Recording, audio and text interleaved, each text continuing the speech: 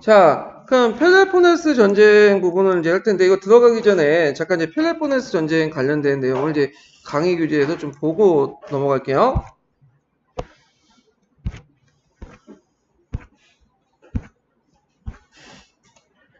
자, 여기 보면 이제 이거 펠레스 전쟁 이후고, 여기네요.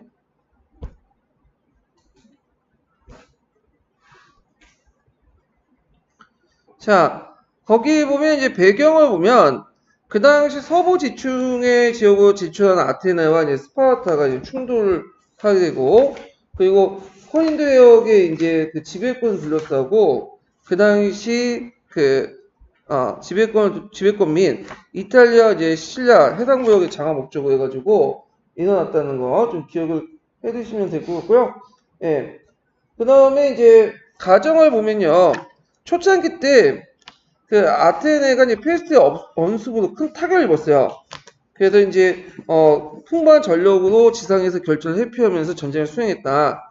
그래서 여기에 보면 이제 큰 타격을 입었기 때문에 그 당시 이제 그 페리클라스가 이제 그때 죽게 되죠. 자, 그다음에 여기에서 그 풍부한 전력이라는 거는 뭐예요? 해군력이 해군력. 해군력을 해갖고 육전보다는 상대로 강한 해군에 입각해서 정치를 하려고 했고, 잠깐 이제 평화기가 있었죠. 그래서 이제 아테네 합병정치 지도자인 니키아스가 주도한 평화기가 잠깐 있었고, 그러다가 이제 다시 호전파가 대두돼서 그 당시 또 전쟁이 또 시작되는데, 그가 얘기했던 게 뭐냐면 시칠라 대원정이야. 그래서 시칠라 대원정을 알키아베스가 이제 주도를 했는데, 이 알키아베스가 이제 시칠라 대원정을 하다가 이 알키아비아데스가 정적대 모함으로 해서 스파르타 도망을 해요. 그래서 이제 대원정이 이제 뭐냐 계획이 누설이 되고, 결국에는 그 당시 그 니키아스가 이제 있었는데, 알키아비아데스 니키아스 같이 했는데, 알키아비아데스가 도망간 다음에 그 니키아스가 이제 남아서 지휘했다가 대원정이 실패됐다. 자, 여기에서 알키아비아데스는 좀 이름 좀 기억을 해주세요. 이 사람이 좀 특이한데, 이 사람이 소크라테스 제자거든요. 근데 또 되게 잘생겼어. 말도 잘해요. 그래서 이 펠레포네스 전쟁 때 초창기 때 아테네에게 유리한 이제 조언도 많이 해주고, 그리고 이제 시찰 대원 정도 니키아스 따라가서 했다가 도중에 이제 그 정적대 모함을 받고 도망쳐 나와서 스파르타 가서 거기에 스파르타에서 또 아테네를 물리치는 유효한 정보를 또 알려줘요. 예. 그러다가 또 이 알키아비에서 좀 약간 바람기가 있어가지고 잘못해서 또 건들 사람을 건드려야지 스파르타 왕비를 건드려갖고 임신을 시켜. 그래가지고 도망쳐 나오죠. 그래서 저 페르시아 갔다가 또 페르시아에서 일을 하다가 또 아테네 붙었다가 아테네 좀 하다가 또 왔다 갔다 하다가 결국에는 이제 암살당하거든요. 그래서 이 사람이 상당히 인물이 좀 특이한 사람이야. 이 사람이. 자, 하여튼 시체 원정 후에 이제 가도파가 400인을 구성하고 민주파 세력이 다시 이제 회복했다가 또 스파르타 결전하고, 그때 스파르타하고 이제 싸웠던 전투가 아이고 스포탈마니 전투. 이게 유명한 해전이거든요. 근데 우리가 보통 그 육군은 스파르타가 강하고 해군은 뭐야? 아테네가 강한다는 도식이 있잖아요. 근데 항상 육군만 스파르타고 해군은 아테네가 강한 건 아니에요. 이 당시에 이제 펠레포네스 전쟁 넘어가면 스파르타도 자체 해군력을 갖추게 돼요. 그리고 아테네가 이끌었던 해군의 여러 가지 모습도 있죠. 전략 전술 다 익혀요. 그래서 니산도스라는 사람이 있어. 그 아이고 스포타님이 전투를 이끌었던 그 니산도스 장군이 이 함대를 구축한 다음에 아테네를 격파하죠, 해전에서. 근데 이때 이제 특이한 게 뭐냐면 이 당시 이제 아이고 스포타미아 전투에서 이제 뭘 동원했냐면 헤로트를 동원했다는 거야. 헤로트를. 원래 헤로트는 전쟁에 참여시키지 않았거든요. 근데 이들에게 이제 정치에 그러니까 전쟁에 동원하면서 이들에게 일정한 자유를 주기 시작해요. 이들이. 나중에 이제 그냥 패하면서 다, 이제, 네오트가 전투에서 패하면서 이제 독립해 나가지만, 하여튼, 이때 있고요. 이 전투에서 패함으로써 이제 아테네가 이제 스파르타에 이제 종속됐지만, 그렇다고 해서 이제 뭐냐면, 아테네를 완전히 거기에 식민지를 만든 건 아니에요. 예. 그래서 아테네 독립을 허용하지만, 스파르타의 군사적인 종속을 당해. 그래가지고 일종의 계대 도시 정도 이렇게 되면 돼요. 근데 이들 스파르타의 이제 뭐냐면 패권이 계속 유지됐냐? 그건 아니야. 또 신흥 강자였던 네오트란다. 테베가 나타나고, 테베가 이제 그 네오트라 전투에서 사선진 전투 해가지고 스파르타를 깨죠. 그래서 또 패권을 장악하다가 다시 또 패권을 잃게 돼.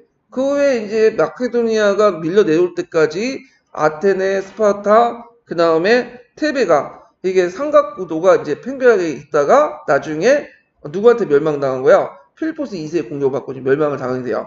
예, 멸망보다는 이제 거기에 이제 항복을 하게 되는 거죠. 자, 그래서 이제 결과는 정치의 통일의 가능성이 불가능했고 이 전투를 계기로 해서 그리스가 쇠퇴하고 내분이 일어났고요. 이 아테네 또 중후 정치가 이제 피해가 이제 표출돼 나왔다. 이렇게 이제 보시면 돼요. 그때 이제 상공호 출신의 크레온 같은 사람이 이제 민주주의 파괴하는 중후 정치, 대중 인기 영합하는 영합주의 정책을 이제 펼쳤다. 이렇게 이제 보시면 되는데 스파르타가 이 전투에도 크게 전쟁을 이김에도 불구하고 이 패권을 장악하지 못했던 거는 이 스파르타는 군대만 강할 뿐이지 어떤 문화적 정치적 역량이 부족했어요. 그러다 보니까 패권을 잠깐 지다가 곧바로 놓게 되죠. 예. 그래서 이제 이런 것도 있고, 자, 그러면 그 관련된 내용을 이제 좀 볼게요. 선생님, 결론. 예. 자, 아테네와 스파르타는 모든 면에서 대조적인 폴리스였다. 따라서 근본적으로 대립의 소지가 있었고요. 그래서 페르시아 전쟁 때만 해도 두 폴리스는 이해관계 상치로 작전상 이견 대립이 없지 않았으나 그래도 동방의 대적이었던 스파르타와 이제 싸우기 위해서 서로 협력 관계였고, 그러나 페르시아 위협이 일단 사라지고 아테네가 승리의 여세를 몰아서 델로스 동맹을 발표한 후 강대한 제국을 발전에 따라 펠로폰네스 동맹의 맹주로서 본토에서 패전을 장치했던 스파르타 충돌은 거의 피할 수 없게 되었다. 더구나 에게와 아시아의 패권을 장악한 아테네는 중부 그리스의 보이오티아와 콜린도, 메가다를 위협하면서 콜린도 지역을 장악한 동시에 그다음 서부 지중해에 진출하고 하니까 스파르타 충돌이 발생하게 됐다. 그러나 아테네 목적을 달성하지 못했고 스파르타와 30년간의 평화조약을 맺었다. 이렇게 있고요. 그러나 이제 이건 30년 평화조약은 이제 그 니케아스 평화조약은 좀 다른 거예요. 예. 그래갖고 이거는 446년이고요. 니케아스가 맺은 평화조약은 421년이에요. 이거는 있고 그날로 이제 그러나 날로 융성하게 더해가면서 황금을 맞이한 아테네가 콜린도 지역에 대해서 패권과 이탈리아 및 시차 해상국을 장악할 욕망을 버린 것은 아니었다. 오히려 인구 증가와 상호 발달로 보다 많은 식량과 원료 필요하겠고 아테네는 식량과 원료를 확보하는 게 필요했죠. 그래서 서부 지중해의 진출을 더욱 적시했다. 서부 지중해는 어느 쪽이에요? 이탈리아 쪽이야. 이탈리아 시체할 쪽에. 그래서 때마침 콜린도 식민시로서 그리스 본토와 서방과의 교량적 위치에 있는 코르키라는 모시와 상업상의 이익의 충돌로 아테네 동맹을 원하게 되었다. 그래서 코르키아가 아테네 편에 선다는 건 이방의 해상권을 아테네가 장악한다는 걸 의미하고 이는 콜린도나 메가를 비롯한 펠로폰네스 동맹시에서는 굉장히 중대한 위협이 될 수밖에 없었다. 이에 스파르타가 자시하지 않을 수 없게 되어 아테네와 일전을 결사하게 되고 마침내 펠로폰네스 전쟁이 되었다. 그러니까 그 앞에 있는 전쟁들은 국지전이라고 보시면 돼요. 그냥. 근데 요 전쟁부터 이제 본 게임이 시작됐다고 보시면 되죠. 자, 펠로폰네스 전쟁의 사가였던 투킨티스에 의하면 전쟁의 시작과 더불어 페리클라스는 아테네 풍부한 재정과 병력을 자랑했다고 한다.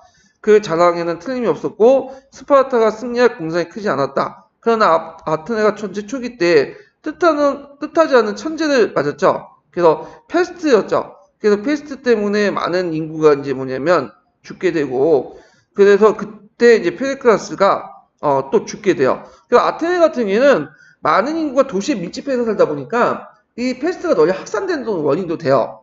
예, 그래가지고 있고 특히 이제 페리클라스가 어떤 전략 전술을 했냐면 아테네는 이제 육군이 상당히 약하니까 일단 주변에 있는 농촌 지역을 다 소개시켜요. 왜냐면 저희 스파르타가 공격을 받을 수 있잖아요. 그래서 농촌 지역을 소개시켜 다 도시 이주시켜버려. 그리고 바다는 아테네 해군이 이제 장악한다 이런 계획이었어. 근데 문제는 그 농촌에 많은 인구가 도시에 집중하다 보니까 거기에서 이제 뭐가 발생된 거야? 전염병이 발생된 거죠. 그래서 이제 죽게 된 거야. 예. 자, 그래서 이제 아테네는 큰 타격임에도 불구하고 아직도 풍부한 전력을 가진 아테네는 지상의 결전을 회피하면서 전쟁을 계속했다. 쌍방의 결정적인 승패에 가늠 없이 10년간의 계속된 평화의 화평의 기운을 도와 아테네 화평파 지도자에 따라서 이걸 뭐라고 하냐면 니키아스의 화평이라고 해요. 니키아스 화평. 그거 좀 기억을 해두시고, 그러나 이 평화는 중간의식에 불과했다. 아테네는 아직도 충분한 전력을 가지고 있을 뿐 아니라 전쟁 중에 진행되고 있었던 제국 내 동맹시 이탈 영상을 그대로 방치하는 공호, 제국이 붕괴될 것이고, 이거는 아테네 번영의 종말 때 됐다. 따라서 아테네를 구하는 길은 결정적 승리. 그러니까 뭔가 결정을 보여줘야지, 힘을 보여줘야지 줄을 잘 쓸 거 아니야. 그러니까 지금 아테네와 스파르타가 막 싸우고 있는데 한쪽에 밀리면 이제 어떻게 우르르 몰리겠죠. 그래가지고 그 당시에 이제 전쟁들 보면 한 판의 전쟁이 크게 결정적 승리가 나라의 운명이 정해지는 게 많아. 왜냐면 여러 연합 세력들이 같이 싸우기 때문에 만약에 이제 한번 졌다. 그러면 패배한 쪽에 이제 사람이 안 몰려. 승자 쪽에 몰리겠죠. 예, 그러면서 이제 뭐냐면 승자가 전세를 뒤엎고 이제 뭐냐면 장악을 하는 이런 형태가 있는데, 자, 하여튼 이제 아테네 호전파가 다시 머리 들고 그들의 지도자로서 페르클라스 친척이고 정권 유능한 방종하기도 한 알키아비아데스 있죠. 요 사람 이름은 꼭 기억을 해두세요. 추대되었다. 알키아비아데스는 본토의 스파르타가 꺾기가 힘들다고 판단하고 그 당시 펠로폰네스 동맹의 생명성이 이탈리아 시치아를 공유. 요 이탈리아 시치아는 그 당시 이제 그리스 식민도시들이 있었고 뭐가 있었냐면 여기가 이제 식량 있죠. 식량 생산지야. 여기가 주요 원료 공급지고. 그래서 공격을 해야 되겠다. 그래서 기원전 415년에 200척에 달하는 대함대가 이 알키아비아데스의 지휘 아래 이제 뭐냐면 갔는데 가자마자 정적들이 이 알키아데스가 너무 유능하고 잘생기고 뛰어나니까 그리스인들 특징이 뭐예요? 잘생기고 유능하고 뛰어나면 항상 시기와 질투가 있잖아. 인간세가 다 그래요. 그냥 잘 나가면 주변에서 칭찬도 많지만 그 시기한 사람도 되게 많아져. 싫어하는 사람도 많아지고. 그러니까 이 정적들이 그 당시 민중을 선동한 끝에 알키아비에스 규탄을 냈어요. 그러니까 이제 알키아비에스는 어떻게 됐어? 죽지 않으려면 도망가야 되겠지. 스파르타 도망갔는데 그래서 이제 스파르타 가서 다 알려준 거지. 이제 내용의 계획 같은 거. 그래서 이제 그때 또 지휘자가 됐던 니키아스가 니키아스가 뭐냐면 능력도 없고 하니까 패배를 하게 돼요. 시치아 대원정에. 그래갖고 이제 아테네는 이 때문에 많은 함대와 병력을 상실했으며 치명적인 타격을 입게 되었다. 이로써 아테네 운명은 결정적인 것은 다름없었으나 스파르타 역시 전쟁에 지쳐서 꼬물거리는 사이에 아테네가 이제 다시 좀 숨을 기회를 돌릴 기회가 있었고 시치아 원정이 실패하고 아테네는 가두파가 득세해서 400개인을 구성하고 그다가 다시 또 민주파가 공격해서 이제 또 하고 그들의 사면을 받고 귀국한 알키아비에스는 약간 성공했고요. 이 알키아비에스 아까 좀 했죠. 어때 스파르타 갔다가 스파르타에 고자리에 가고 자기 조국인 아테네를 파국에 불러일으키고 거기에다가 뭐냐면 또 거기 그냥 잘 살았으면 되는데 거기에 누굴 건졌어? 왕비를 건너고 임신시켰잖아요. 그러니까 이제 도망가야지. 건들려면 좀 제대로 건들지 어떻게 왕비를 건드고. 그래서 저쪽 스파르타 갔다가 그 스파르타에서 좀 하다가 도망쳐 나오다가 또 여기 뭐냐면 아테네 좀 달라붙다가 아테네 쫓겨나서 또 스파르타 갔다가 안데가 또 도망쳐 나오고 왔다 갔다 했어 그 사람이. 하여튼 그러나 그의 부여 잘못 다시 또 도망쳐 나오죠. 또 소아시아 반도에 도망가다가 나중에 왔다 갔다 하다가 여기에서 피살 당하게 돼요 이 사람이. 그러니까 알키아베스는 좀 약간 우직한 모습도 보여야 되는데 너무 잘난 거야. 말도 잘하고 그것 때문에 죽은 거야 그냥. 그래서 하여튼 자 지상군이 막강했으나 신대가 빈약했던 스파르타는 소아시아부터 식민지를 넘겨주는 조건으로 페르시아 원주를 확보했고 아테네의 식량 공급로인 흑해도의 해역을 차단하게 나섰다. 요때 이제 페르시아한테 이제 뭐냐면 왕이 찾아가서 빌빌대기 시작한 거죠. 예. 그래서 그 후에 역사가 많이 생략됐는데 페르시아가 페르시아 전쟁에 패배했지만 그 후에도 아테네 그다음 페르시아 테베를 돈으로 매수하고 이간질시키면서 나름대로 영향력 행사를 했어요.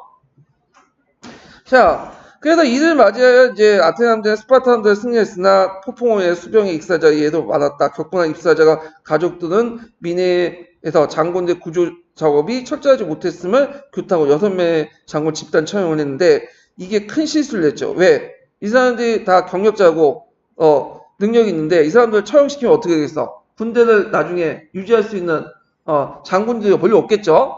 자, 하여튼 이제 이렇게 해서 이제 뭐냐면 헬로스포트 입구에서 크게 패하게 됐고요. 아테네 함대가. 함대를 잠시간 이제 스파르타 지상부에 포위를 받은 아테네는 그 당시 이제 그 스파르타가 제시한 평화를 무조건 받아들일 수밖에 없었다. 여기에서 이제 헬로스포트 입구에서 패한 것을 무슨 전투라고 하냐면 아이고 스포타미 전투예요. 예, 아이고 스포타미 전투. 그래서 이제 이런 것들 좀 기억을 해두시면 되고요. 자, 그래서 이제 이걸 아이고 스포타미 전투, 리산도스가 이제 그 이겼던 전투인데, 이거는 이제 어디에 있냐면 서총에 나와요, 서총에. 네, 서총에서 보시면 되고, 자, 함대 삼시하고 이제 스파르타 지상군의 포위를 받은 아테네는 그 스파르타가 제시한 평화를 무조건 받아줄 수밖에 없었다. 그래서 아테네 제국은 완전히 해체되고 아테네는 모든 해외 재산 포기되고, 그 당시 피레우스 성벽과 아테네의 연결하는 장성, 그 페리카스가 만든 장성 있죠? 여기 파괴하고, 그 다음 아테네 스파르타 동맹시로서 그 지위에 종속됐고, 함대는 12척으로 제한됐다. 뭐가 비슷해? 1차 세계 패배한 후에 독일하고 비슷한 그런 것도 있죠. 그리고 이제 코린도와 메가다는 아테네 완전 파괴를 주장했으나 스파르타에 붙었던 동맹 도시들이죠. 근데 스파르타는 과거 페르시아에 대한 승리의 영광을 고려해서 아테네 독립만 허용했다. 이제 아테네의 영광을 살렸다. 그래서 이때 이제 아테네가 패했던 이유가 중후정체 폐해죠. 그래서 민중지배 이런 것들. 그래서 중후정체 많이 좋은 거지. 이게 전문가들이 아니기 때문에 군사, 정치, 외교적으로 아주 개판을 친 거야 그냥. 그래가지고 이런 것들 좀 기억을 해주시면 되고요. 자, 그 다음에 뒤에 넘어가서 그리스의 쇠퇴. 자, 이 그리스 쇠퇴도 이제 뒤에 네오트라 전투 같은 것들 나오니까 이제 좀 봐야 되긴 하는데, 요거 이제 보기 전에 잠깐 놓친 게 있어. 이 스파르타를 놓쳤어. 스파르타. 예. 그래서 이 스파르타도 재작년에 문제 나왔기 때문에 나올 가능성이 있어. 예. 그래가지고 한번 이제 기본 심화 강의에서 이제 스파르타 내용을 이제 보고 그 서계 부분에서 찾아볼게요.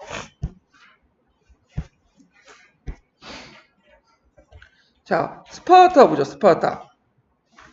자, 스파르타 그 관련된 지도 있죠? 거기는 이제 그 서총에 있는 거야, 서총. 예. 서총에 있는 지도를 제가 빼와가지고 이제 달았는데, 일단 이제 스파르타 위치에 대해서 눈에 발라 두시고요. 자, 여기 보면 스파르타를 보면 여기가 이제 그 본토고, 여기가 본토고, 여기가 펠로폰네스 반도예요. 예. 그래서 펠로폰네스에 또 여러 도시 국가들이 있죠. 여기 여러 도시 국가들이 있고요. 그 다음에 이제 스파르타가 그 남단에 위치해 있는데, 원래 이제 스파르타인들은 도리스인들이에요.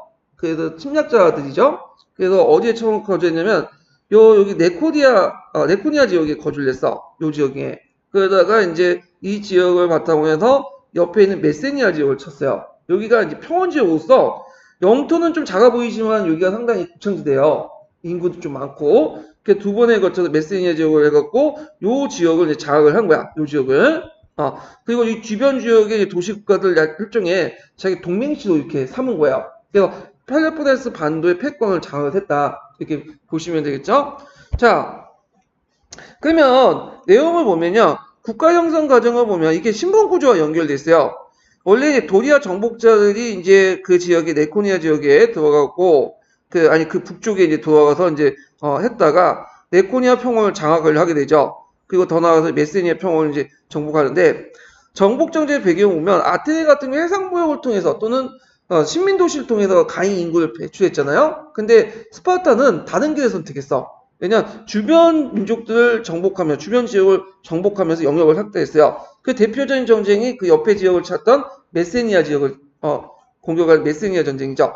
자, 메세니아 전쟁은 요건 어디에 자세히 나와 있냐면 저기 총론에 자세히 나와 있는데 총론 내용을 이제 보면 제1차 메세니아 전쟁이 있고 제2차 메세니아 전쟁이 있어. 그래서 1차 메세니아 전쟁은 그 당시 20년 동안 이제 전쟁을 통해 메세니아 병합을 했고요. 주민들 노예도 만들었어. 요때 노예를 헤로트라고 하죠. 예전에 시험 문제 나온 그 헤로트. 근데 이 헤로트들은 이게 개인 노예가 아니에요. 이거는 집단별 노예예요. 집단별. 그러니까 마을 전체가 이제 노예 집단이야. 근데 사고 팔 수 있는 건 아니에요. 그래서 대개 보면 스파르타 시민들이 할당을 주죠. 그래서 그 할당받은 이제 헤로트로부터 음식을 공급받죠. 그래서 이제 이걸 통해서 이제 먹고 그 스파르타 시민들은 뭐죠? 훈련만 하는 거야. 군사 훈련만. 예. 자, 그래서 이제 2차 메세니아 전쟁은 그 가정을 보면 그 당시 스파르타 착취의 악재에 그 당시 저항한 메세니인들이 펠로폰네스의 반스파르타 세력을 후원하되 이제 독립전쟁을 하게 되죠. 그래서 이제 결과는 그 당시 이제 크게 승리를 하게 돼요. 그때 이제 키몬 등 그런 사람들이 그 아테네군에게 이제 뭐냐면, 키몬 등 아테네군이 그 스파르타에게 지원을 해주려고 도움을 줬다가 오히려 격파당하고, 뭐, 그렇게 된, 아니, 그거는 뒤에 얘기다. 제가 잘못했어요. 이 시기가 이제 그 BC 650이니까 뒤에 얘기고, 하여튼 그 후에도 이제 그 뭐냐면, 헤로트들이 반란이 많아. 반란이. 자, 그 결과, 그 다음에 스파르타 체제의 전환을 시도했고, 그때 이제 전쟁에서 크게 이기는데 공헌했던 비귀족적 계층들, 그러니까 이제 일반 평민들이 귀족과 동등한 요구를 해요. 그래서 이제 전설상 인물이었던 누가 등장하냐면 니코노쿠스라는 사람이 등장해요. 이 사람이 이제 스파르타의 어떤 뭐냐면 그 체제를 만들었던 사람인데, 자, 이 니코노쿠스는 어떤 체제를 만들었냐 하면 이때 이제 메세니아 전쟁에서 거쳐서 얻었던 그 토지를 특정한 사람이 갖지 않게 하고 이것을 시민들에게 골고루하게 나눠줘요. 분배를 하고. 그리고 이들을 이제 뭐냐면 스파르타 시민들 서로 이제 평등한 관계에서 또 똑같죠. 이제 동등자로 이제 대우해주고 그들에게 이제 받은 대가로서 뭘 하는 거야? 평생 동안 군인으로서 역할을 해주는 거야. 그래서 정복제 토지 균등을 분별을 해서고 이걸 통해서 동등자로서 관계를 형성해서 빈곤의 어떤 문제점, 양극화의 문제점을 해결했다. 이건 아테네와 좀 다른 방식이죠. 아테네 같은 경우에는 이제 어떤 식으로 해결하냐 하면 아까 솔론이나 근권 정치 그런 식으로 해결한 거나 아니면 이제 뭐냐면 그 좀 잘 사는 애들이 기부 형태로 해가지고 뭐 빈민들이 나눠주는 그런 걸 했는데 이때 스파르타는 아예 그냥 토지 개혁을 해갖고 정복지 똑같이 나눠줘가지고 이런 식으로 서로 평등한 게 만들어갖고 했다. 그래서 이걸 바탕으로 해서 이제 강력한 중장보금층을 이제 육성을 했다. 이걸 마련한 사람이 누구냐면 니코노쿠스예요. 예. 근데 이게 실존 인물인지 아닌지는 정확히 몰라요. 근데 이름 정도는 외워두세요. 자, 그러면 이제 이 과정에서 어떤 문제점이 등장을 하냐 하면 토지들이 균등히 분배를 받았어. 그래서 했지만 이제 문제가 뭐냐면 이때 이제 뭐 그 밑에 이제 계속됐던 헤로트들이 전체 인구가 너무 비중이 높다는 거야. 거기 보시면 알겠지만 자 스파르타의 계층 구조를 잠깐 보고 넘어갈게요. 자 여기는 아테네고 그 다음에 이게 스파르타요. 근데 아테네 같은 경우 시민이 몇 퍼센트야? 53%죠. 근데 여기 스파르타 인구 구성은 완전히 뭐냐면 좀 약간 비정상적이죠. 노예가 이제 헤로트라고 부르는 노예가 92%야. 그리고 거기 시민은 2, 3%밖에 안 돼. 그러니까 아무리 시민들이 이제 스파르타란 시민들이 열심히 뭐냐면 군사훈련에 강경이라도 아무리 그 쪽수가 지금 거의 10배 넘게 나는데 적대적이잖아요. 그 헤로트들은 당연히 어떻게 반란을 일으킬 수밖에 없겠죠. 그러니까 맨날 주구장창 반란이 일어나는 거야. 그러다 보니까 이제 이들은 어떻게 더 군사훈련 받겠죠. 그러니까 철저하게 뭐가 되냐면 군국주의로 빠지게 돼. 이 시민들 계층, 그러니까 스파르타 정치 구조가 사회 구조가 군국주의가 되는 거야.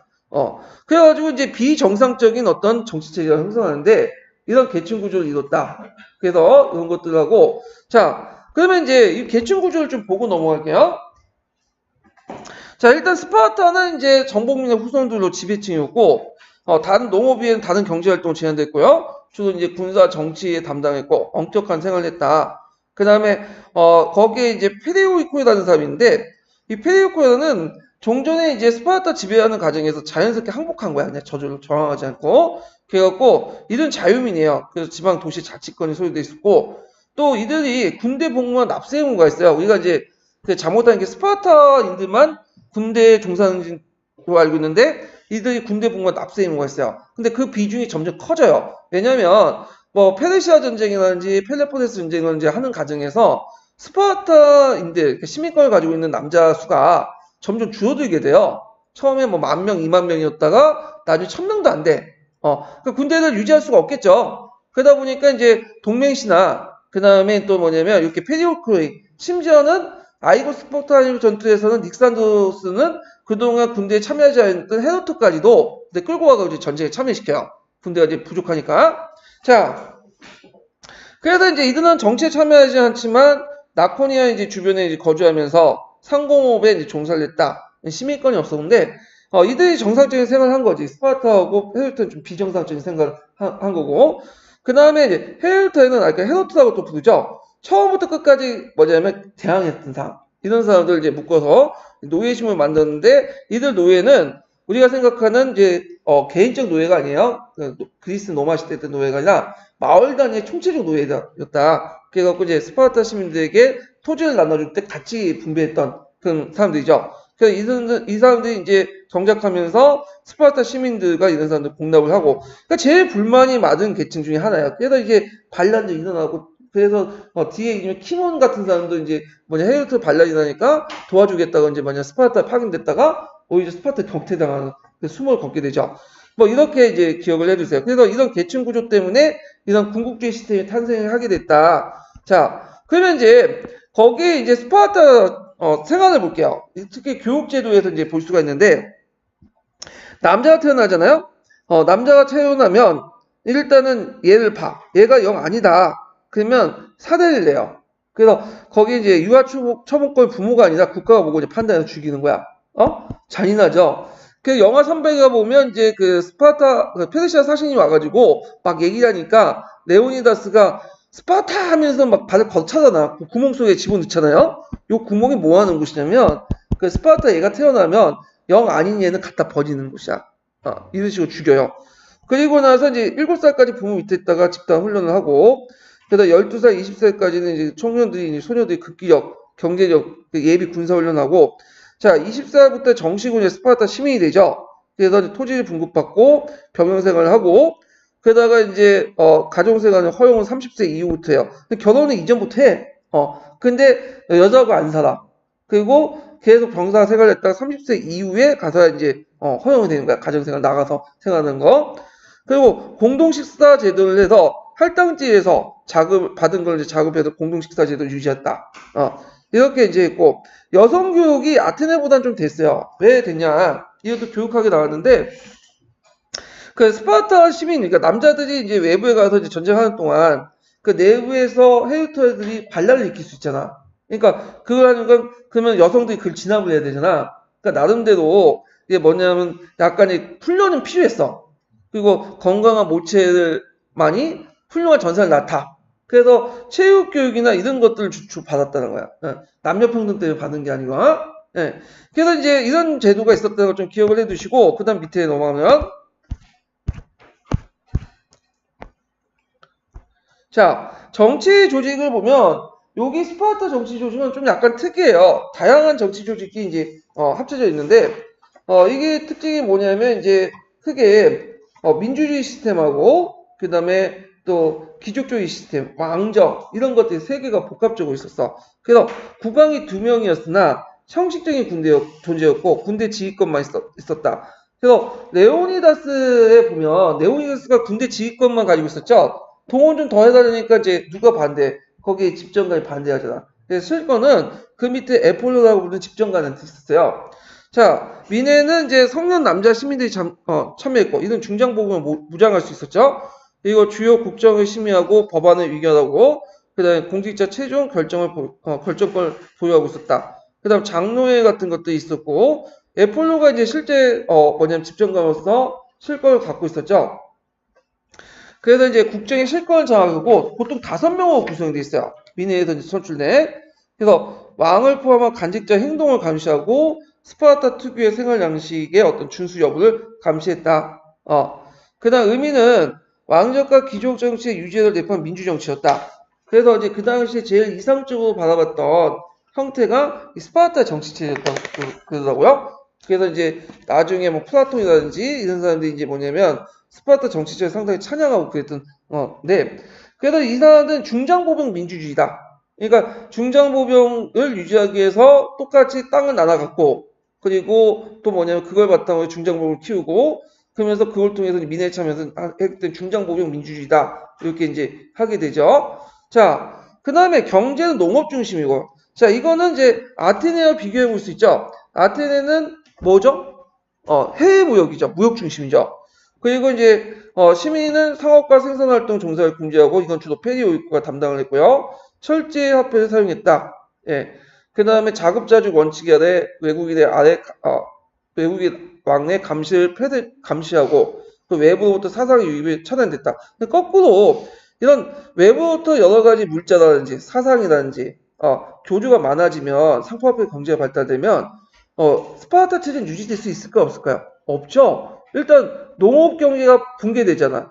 그러면 토지를 더 이상 이제 뭐냐면 똑같이 나눠갈 수 없고 상품화폐 경제가 발달되면 되고요. 그러다 보니까 중장 보병층이 몰락을 하게 돼. 이런 것들이 이제 나중에 벌어져요. 그 펠로폰네스 전쟁 와중에 이제 하면서 벌어지면서 이 특유의 이제 스파르타 구조가 무너지게 되는 거야. 예. 문화적으로는 별로 없어요, 이게. 남는 게. 예. 그래서 이제 뭐 이렇게 문화가 전반적으로 침체됐다. 이런 것들이 있고요. 거기에 보면 이제 아테네하고 스파르타의 이제 도시화, 요 내용이 있는데, 교과서 정도 이제 이렇게 도시화 시킨 거예요. 그러니까 아테네는 이제 위치 해안 지역이고, 스파르타는 내륙 지역이고, 자, 종족은 이제 아테네 이오니아, 스파르타는 도리아인, 그 다음 시민에서 그 인구 구성을 보면 이제 시민수가 어느 정도 있죠. 근데 이에 반해서 이제 인구 구성에서는 그 스파르타가 노예가 상당히 많았다는 거. 예, 비정상적으로 이제 노예가 많았고, 정치는 귀족 정치, 민주 정치. 그다음에 스파르타는 복합 체제죠. 그래서 귀족 정치, 군국주의, 혼합 체제 이렇게 이제 복합적으로 이제 했고, 아테네 외교는 개방적, 스파르타는 폐쇄적, 군사는 해군, 스파르타는 육군인데 주의할 것은 아테네가 처음부터 끝까지 다 해군이 강하고 스파르타가 처음부터 끝까지 육군이 강하다 이런 게 아니에요. 아까 살펴본 것처럼 아테네가 해군력이 강해진 거는 나중에 이제 그 2차 그 스파르타 전쟁 이후부터고 그리고 펠로폰네스 전쟁 이후에 스파르타가 또 해군력을 강화시켰죠. 이런 것들을 볼 때 이거 도식화시킨 거지 꼭 상황에 따라 꼭 그런 건 아니다. 자, 그다음 아테네 같은 경우에는 상공업 무역 중심이었고 이에 반해서 스파르타 농업 중심이었고 아테네의 노예는 개인 노예죠. 사고 팔 수 있는. 근데 스파르타 헤로트는 개인 노예가 아니에요. 그래서 이제 사고 팔 수 있는 대상이 아니었다. 자, 동맹은 델로스 동맹. 그 다음에 스파르타는 펠로폰네스 동맹. 이렇게 해갖고 한번 도식화 시켜봤어요. 이렇게. 자, 그러면 관련된 내용을 이제 그 서계에서 찾아갖고 한번 읽어볼게요. 자, 몇 페이지 펴보시냐면 서계에서 아까 이제 보고 지나치는 곳이 있죠?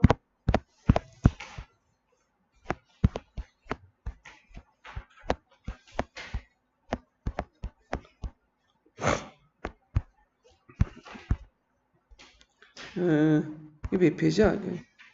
59페이지.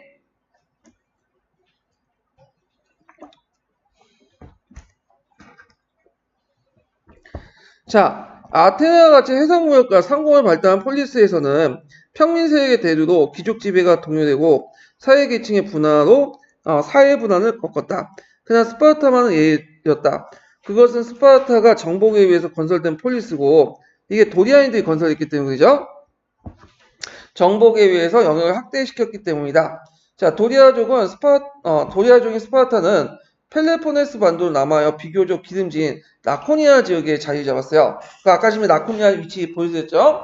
그리고 원주민 중에 스파르타 지배를 받아들이고 종속적 지위에 감사한 자를 유지했는데 이게 이제 시민권이 없는 페리오이코야. 그래서 처음부터 예속된 신분을 말하고요. 근데 그 옆에 메소니아 지역을 메세니아 지역을 정복하는 과정에서 저항한 사람들이 나타나죠. 이게 헤이로타이야. 그래서 이들이 노예시민 예능이 되었다. 페리오이코에는 도시나 그 주변에 총락을 거주하면서 스파르타 시민들이 금지되는 상공을 종사했고 시민권이 없었지만 생활 자체는 그다지 나쁜 편이 아니었다. 이에 반해서 헤이로타이는 국가가 시민들에게 할당된 분배지의 주변을 거주하면서 이를 간접하여 시민과 국가가 요구하는 공납을 납부하는 부자유한 몸이었다. 그들은 가족을 거느리고 농업 생산을 증가시켜서 생활을 여유있게 가질 수 있었다. 그러나 그들의 수요는 스파르타 시민들에 비해서 엄청나게 많고 언제나 반란의 위험을 안고 있기 때문에 감시의 대상이 되거나 불온하거나 반란의 지도자가 될 만한 자질의 소유자는 재판 없이 제거하거나 추방되었다. 자, 그 당시 신분과 거주를 달리했던 페이오이크와 헤이오타이를 바탕으로 스파르타의 특이한 신분 구조가 형성이 됐다. 이것은 8세기 말과 7세기 후반이다. 두 차례에 걸쳐 메세니아 전쟁을 통해서 강화됐다. 그래서 이 전쟁에서 스파르타의 영토 확장에 의해서 정복 전쟁으로서 제2차 메세니아 전쟁은 스파르타의 가혹한 지배에 대한 메세니아인의 반란이었다. 용맹을 자랑하는 스파르타인들도 고전을 걷고 거듭하는 장기간을 거쳐 힘든 어려운 전쟁이었다. 전쟁 후 스파르타는 메세니아 주민들의 대부분을 헤이오타이로 만들었고 그 토지를 스파르타 시민들의 평등한 수익으로 얻을 수 있도록 분배했다. 그래야 스파르타 시민들은 실제 동등자의 입장에서 되었고 이에 따라 빈부의 격차나 사회계층의 분화에 따른 사회 불안이나 정치의 동요를 방지하고 시민의 결속을 강화시켰다. 그래서 아테네와 다른 방식으로 해가지고 이런 문제점, 양극화 문제를 해결했다. 자, 스파르타 국제는 기원전 9세기 때 전설상 입법자인 니크로쿠스가 제정했다고 그래요.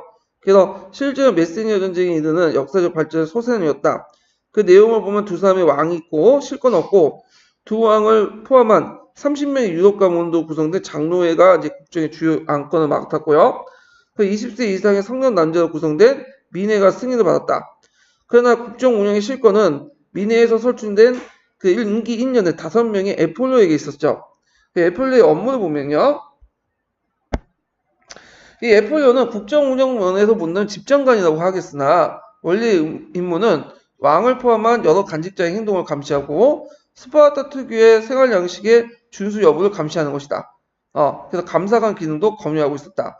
자, 이러한 스파르타 정치 구조는 왕정과 귀족 정치의 유지를 내포한 민주정치를 할 수 있겠다. 기원전 7세기 전반 제2차 메세니아 전쟁 전에 중장보병 밀집대형 전술이 도입됐고 성년 남자 시민의 전원이 분배지를 가진 동등자로서 중장보병에 의무를 지닐 수 있기 때문에 일부 학자들은 스파르타 정치 체제를 뭐라고 하냐면 중장보병 민주정치라고 한다. 그래서 왜 중장보병 민주정치하는가 이게 있죠. 일단 중장보병의 밀집대형의 전술이 도입됐고 그리고 성년 남자 시민의 전원이 분배지를 가진 동등자 중장보병의 의무를 짊어지기 때문에 이걸 중장보병 민주정치한다. 자, 완전한 시민권을 가진 스파르타 시민 그는 수요는 전체 인구의 5%, 10%밖에 불과하다. 이게 어쨌든 2%밖에 안 된다는 설도 있어요. 하여튼 이게 좀 약간 도표가 왔다 갔다 하는데 자, 그렇기 때문에 스파르타는 언제나 절대 다수를 차지하고 있는 페리오쿠이나 특히 헤이오타의 반란을 경계하지 않을 수밖에 없었다. 이렇게 끊임없는 헤이오타의 반란 위협 속에 정복에 의한 사회체제와 지배자의 지위가 유지하기 위해서 스파르타는 무슨 길을 가게 되죠? 군국주의 길을 가게. 그래서 만약 군국주의화가 됐던 것은 헤이오타 반란을 위협 속의 사회체제와 지배자의 지위를 유지하기 위해서 이거 쓰면 되겠죠? 헤이오타의 반항의 위협 속에서 정복에 의한 사회체제와 지배자의 지위를 유지하기 위해서 뭐가 발달됐다? 군국주의가 발달됐다. 자, 그리고 시민의 생활은 전시체제와 다름없이 조직되었다. 자, 그래서 이제 스파르타 양식이 그 밑에 있는데, 자, 스파르타 시민들은 태어날 때 이제 심사를 거쳐 불구자나 허약한 것을 권유를 받고 건장한 아이에게만 선장의 기회를 주죠. 그래서 건장한 아이는 7살부터 부모 밑에서 떠나 집단적 훈련을 받고요. 글 읽기나 음악 등을 배웠지만 훈련의 주된 내용은 신체 단련과 군사 훈련이었다. 그래서 이렇게 있고 건강한 모치에서 훌륭한 전사를 낳을 수 있기 때문에 여자도 교육을 시켰다. 그리고 20세가 되면 훈련을 끝나고 성인이 되지만 30대까지 병영 생활을 해야 된다. 그리고 그 후에 가정 생활을 하게 되고요. 자, 그래서 공동 식사를 하게 되고 이런 것도 있죠. 자, 그 다음에 이제 이와 같이 스파르타 시민들은 거의 개인적 사생활은 거의 허용되지 않았고 훌륭한 전사를 되고자 교육과 훈련을 받고 성년이 되어서는 용감한 전사로서 싸울 태세가 갖추고 이를 위해 집단 생활을 할 뿐이다. 자, 그래서 이제 이때 전사 시민들 생활의 걱정이었고 해방이 되었다. 뭐 등등 있는데 이거는 이제 각각 읽어보시고 거기에 이제 상원 페이 오이크가 담당을 했고 화폐는 사용하기 불편한 철제였고 외국의 무역은 이제 억제돼 있고 그 다음에 외국인들의 왕래와 감시를 했고요. 등등 세국주의 정책을 이제 취했다. 이렇게 기억을 해주시면 될 것 같고 문화적으로 크게 공이 없었다. 뭐 그런 내용이 있어요. 예. 그러면 이제 펠레포네스 전쟁 이후의 내용을 이제 볼게요. 이게 예전에 한번 기출문에 나왔기 때문에 좀 파악할 필요가 있어요. 쭉 넘어가서, 아이고. 자, 그리스의 세트를 볼게요. 그리스 세트. 자, 그리스의 이제 세트를 보는데,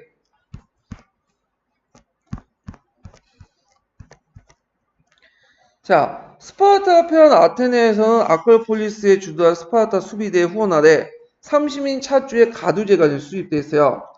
그 포악한 공포 정치는 시민들 반란을 불러일으켰고 얼마 안 돼서 민주정치가 회복되었고, 그러나 이미 이제 페르클레스 시대의 민주정치가 아니었고 소크라테스에 처용한 것도 바로 이 전후의 민주정치였다.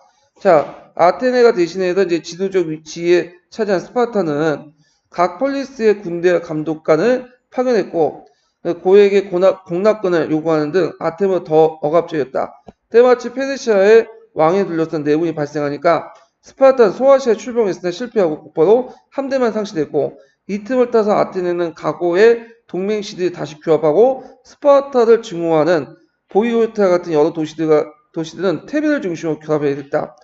이런 국내 정세를 감안한 스파르타는 페르시아와 합병을 맺고 소아시아를 완전히 페르시아에 넘겨주는 대신에 본토의 패권을 유지하려고 했다. 그러나 함대를 상실하고 보수적인 경직된 정치체계를 가진 농업국가는 스파르타로는 힘든 일이었다.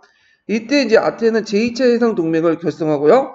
테베와도 동맹을 이제 맺었으나 테베가 보이오타를 통합하고 강대해지자 양자의 그러면 또 깨지고 그러다가 이제 또 아테네 해상 동맹이 무력해지고요.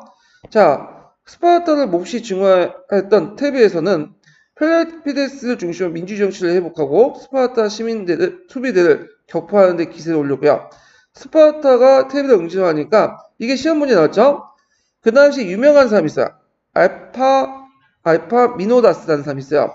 이 사람이 새로운 전술과 유능한 지휘로 루크트라 전투에서 테베군을 격파했죠. 이 루크트라 전투가 좀 기억을 해주세요. 요번에 재작년 기출문제 나왔죠? 자, 이때 새로운 전술은 뭐냐? 사선진이야, 사선진.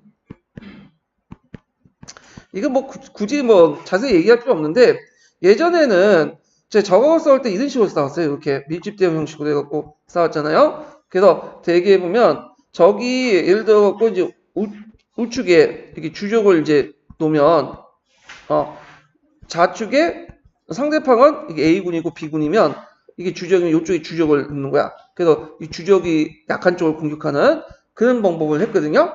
근데 요 이제 뭐냐면 테베의 그 전술은 달라.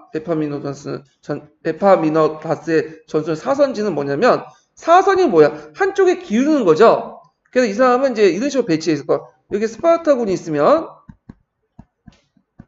스파르타군이 이제 우측에 주적을 아니 스파르타군이 있으면 스파르타군이 우측에 좌측에 이제 주적을 놔요. 이번은 이는 스파르타의 정예병들이야. 근데 이제 그 당시 스파르타의 이제 시민병들이 그렇게 많지가 않았어요. 전쟁 좀 많이 죽고 그러니까 그냥 5줄 정도 이렇게 나요. 얘네들 정예병이고 여기는 이제 뭐냐면 좀 이쪽은 정예병이고 여기는 뭐 동맹군 좀 약간 힘이 약한 동맹군을 배치시켜요. 근데 이에 반해서 이제 테베는 예전에 반대쪽에 놨다고 했죠. 주주권을 쌍방으로. 근데 이 사람은 뭐냐면 이렇게 놨잖아. 주력군을 이제 여기 배치시켜 놓고 그 밑에 좀 약한 부대들을 이렇게 배치시켜 놔요. 그러니까 그래서 주력군을 이제 여기에 그 테베 주력군을 했는데 이 테베 주력군이 스파르타 주력군을 격파하는 이렇게 싸우는 이런 것들이야. 근데 테베가 주력군이 스파르타는 5줄밖에 안 되는데 얘네들은 10줄이 넘어가요. 10줄이 넘어가. 그러니까 테베의 주력군이 더 많아요. 테베는 오랫동안 스파르타를 모델로 해갖고 스파르타의 전술 양식을 다 배웠어. 거기다 플러스 해가지고 더 이제 플러스해서 더 창의를 발전시킨 거지. 청춘어람한 거죠. 예. 그리고 나서 그 밑에 이제 사선으로 이렇게 쭉 연결돼갖고 아래는 뭐냐면 좀 하이급 부대들 있죠. 자기 동맹군 부대들을 배치시켜놔요. 전투력 좀 약간.